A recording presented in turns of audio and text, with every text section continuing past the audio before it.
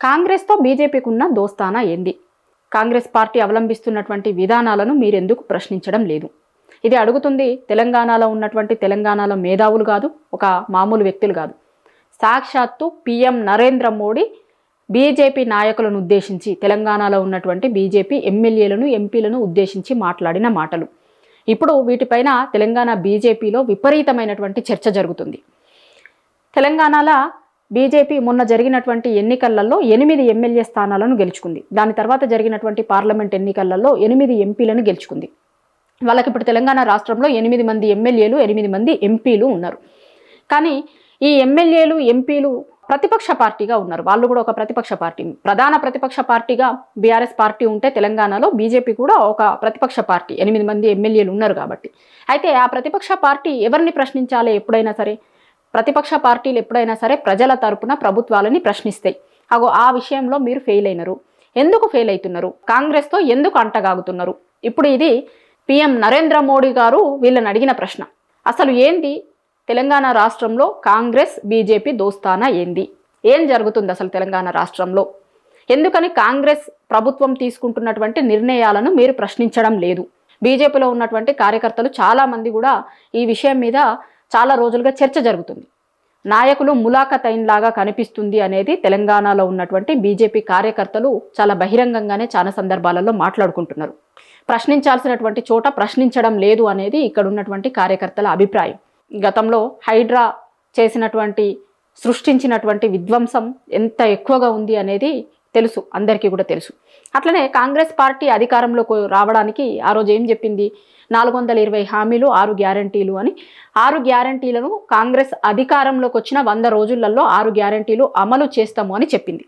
అధికారంలోకి వచ్చి 100 రోజులు అయిన తర్వాత కూడా ఆ 6 గ్యారంటీలు అమలు చేయకపోతే కనుక ప్రశ్నించాల్సినటువంటి బాధ్యత బీఆర్ఎస్ పార్టీ మీద ఎంతైతే ఉందో బీజేపీ పార్టీ మీద కూడా అంతే ఉంటుంది.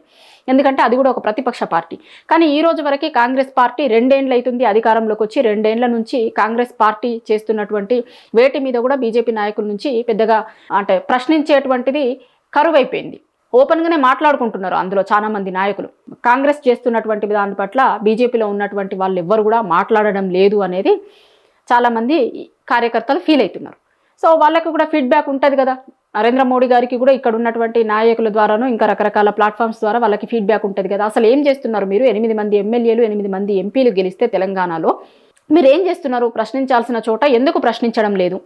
అట్లనే ఎంపీలందరూ కూడా కేంద్రం చేస్తున్నటువంటి పథకాలని ఎందుకు జనంలోకి మరింతగా తీసుకెళ్లడం లేదు? ఇంకా చాలా పెద్ద మాటలు అన్నాడట ఆయన. అసలు అసదుద్దీన్ ఓవైసీ, ఇక్కడ ఎంఐఎం పార్టీ ఉంది, తెలంగాణలో ఉంది ఎంఐఎం పార్టీ. వాళ్ళకి ఉన్నటువంటి ఎంపీ ఎమ్మెల్యేల సంఖ్య కూడా చాలా తక్కువ బీజేపీతో పోల్చితే. కానీ వాళ్ళకి ఉన్నటువంటి విధంగా కూడా అసలు వాళ్ళు పోరాడుతున్న విధంగా కూడా మీరు పోరాడతలేరు. ఎందుకు? అసలు వాళ్ళని చూసైనా బుద్ధి తెచ్చుకోండి. ఎంఐఎం పార్టీ లాగా కూడా బీజేపీ పార్టీ ఎందుకు ఫైట్ చేయలేకపోతుంది తెలంగాణలో? అసలు సోషల్ మీడియా విషయంలో కూడా చాలా వీక్ ఉన్నారు. అసలు బీజేపీ సోషల్ మీడియా ఏం చేస్తుంది? అసలు కలిసి వచ్చేటువంటి వాళ్ళందరినీ ఎందుకు కలుపుకొని పోతలేరు? మీ దాంట్లో మీరే గొడవలు పడి పార్టీని వీక్ చేసేటువంటి ప్రయత్నం చేస్తున్నారు. ఇట్లా చాలా ఎక్కువగానే క్లాస్ తీసుకున్నారు అనేది బీజేపీలో ఉన్నటువంటి నాయకులు మాట్లాడుకుంటున్నారు. చాలా ఇష్యూస్ మీద సోషల్ మీడియా నుంచి మొదలు పెడితే మీరే కొట్టుకొని ఫైట్ చేయాల్సినటువంటి వాళ్ళ మీద ఫైట్ చేయకుండా మీలో మీరే కొట్టుకోవడం ఎక్కువైపోతుంది. అట్లనే రాష్ట్రంలో ప్రశ్నించాల్సినటువంటి కాంగ్రెస్ పార్టీని ఎందుకు ప్రశ్నిస్తలేరు? 8 మంది ఎమ్మెల్యేలు ఉండి అసలు మీరు ఈ రోజు వరకు కూడా 2 ఏళ్ళు కాంగ్రెస్ పాలన మీద మీరు తీసుకున్నటువంటి ప్రోగ్రామ్ ఏంది? వాళ్ళు ఫెయిల్ అయినటువంటి అంశాల మీద మీరు చేసినటువంటి ఒక్క ఫైట్ని చూంచండి. చాలా ఇష్యూస్లలో వాళ్ళు ఫెయిల్ అవుతూ వచ్చిరు. జాబ్ క్యాలెండర్కి సంబంధించిన ఇష్యూ కావచ్చు, ఇంకా రకరకాల ఇష్యూస్ని రాష్ట్రంలో కాంగ్రెస్ ఫెయిల్ అయినటువంటి ప్రతి సందర్భంలో పోరాడాల్సినటువంటి ఎమ్మెల్యేలు ఎందుకు పోరాడడం లేదు? ఇట్లనే ఉంటే గనక అంటే కాంగ్రెస్తో బీజేపీ ములాఖత్ అయింది అని తెలంగాణ ప్రజలు అనుకునేటువంటి అవకాశం ఉంటుంది కదా. మీరు చేస్తున్నటువంటి పనులు అట్లనే ఉన్నాయి, వాటికి ఊతం ఇచ్చేలాగున్నాయి. అసలు బీజేపీ పార్టీ ఏం చేస్తుంది? మీరందరూ ఏం చేస్తున్నారు? ఇంతమంది ఎమ్మెల్యేలు ఎంపీలు ఉండి కాంగ్రెస్ పార్టీని ఎందుకు ప్రశ్నించడం లేదు? తెలంగాణలో జరుగుతున్నటువంటి విషయాలు ఏవి నాకు తెలియలేదు అనుకుంటున్నారా? మీరు ఎవరితో మాట్లాడుతున్నారు? ఎవరితో డిన్నర్లకు పోతున్నారు? బీజేపీలో ఉన్నటువంటి ఎంపీలు ఎమ్మెల్యేలు ఎక్కడ ఎవరితో ఏం పనులు చేయించుకుంటున్నారు? ఇవన్నీ నాకు తెలియదు అనుకుంటున్నారా అనేది నిన్న పిఎం నరేంద్ర మోడీ చాలా స్ట్రేట్గా ఒక్కొక్కరిని ఉద్దేశించి అందరిని ఉద్దేశించి చాలా అడగాల్సినటువంటి ప్రశ్నలు అన్నీ అడిగినట్లుగా తెలుస్తుంది. అసలు బీజేపీ చాలా విషయాలలో ఫెయిల్ అయింది. తెలంగాణలో ఉన్నటువంటి బీజేపీ నాయకులు ఎవ్వరు కూడా సంతృప్తికరంగా పని చేయడం లేదు. చాలా విషయాలలో ఫెయిల్ అయింది. ప్రశ్నించాల్సినటువంటి చోట ప్రశ్నించడం లేదు.